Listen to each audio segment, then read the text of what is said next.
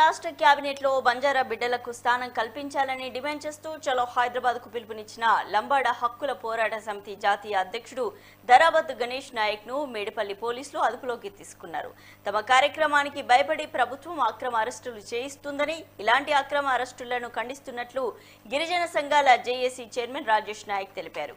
Medipalli PS లో గణేష్ నాయక్ ను కలిసి సంఘీభావం తెలిపారు. ఆయన ఖచ్చితంగా మంత్రివర్గంలోకి గిరిజన బిడ్డను తీసుకోవాలని, లేని పక్షంలో ఉద్యమాన్ని మరింత ఉధృతం చేస్తామని హెచ్చరించారు.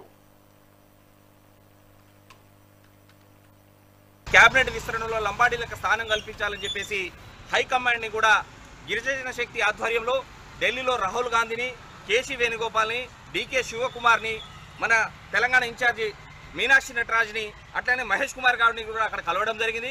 మేము ఆ రోజు రాహుల్ గాంధీతో మాట్లాడితే అయ్యో నాకు ఈ విషయం తెలియదు, తెలంగాణలో ఏం జరుగుతుందని చెప్పేసి చాలా స్పష్టంగా చెప్పారు.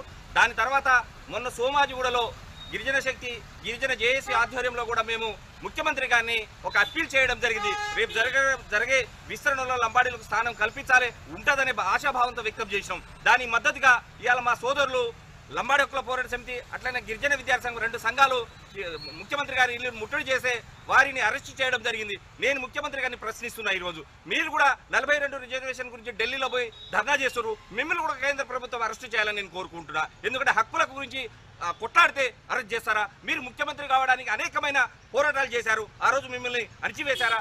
బాబాసాహెబ్ చెప్పిన అంబేద్కర్ ప్రకారమే మేము రాజ్యాంగంలో ఏదైతే రాశారో మా హక్కులను మేము కాపాడుకోవడానికి మేము 12% రిజర్వేషన్ ఉన్న మాకు 2 లంబాడీల మంత్రి పదవి ఇవ్వాలని కూడా కోరుతున్నాం. తెలంగాణ రాష్ట్ర కేబినెట్ లో బంజారా బిడ్డలకు స్థానం కల్పించాలని డిమాండ్ చేస్తూ చలో హైదరాబాద్ కు పిలుపునిచ్చిన లంబాడ హక్కుల పోరాట సమితి జాతీయ అధ్యక్షుడు ధరావత్ గణేష్ నాయక్ ను మేడిపల్లి పోలీసులు అదుపులోకి తీసుకున్నారు.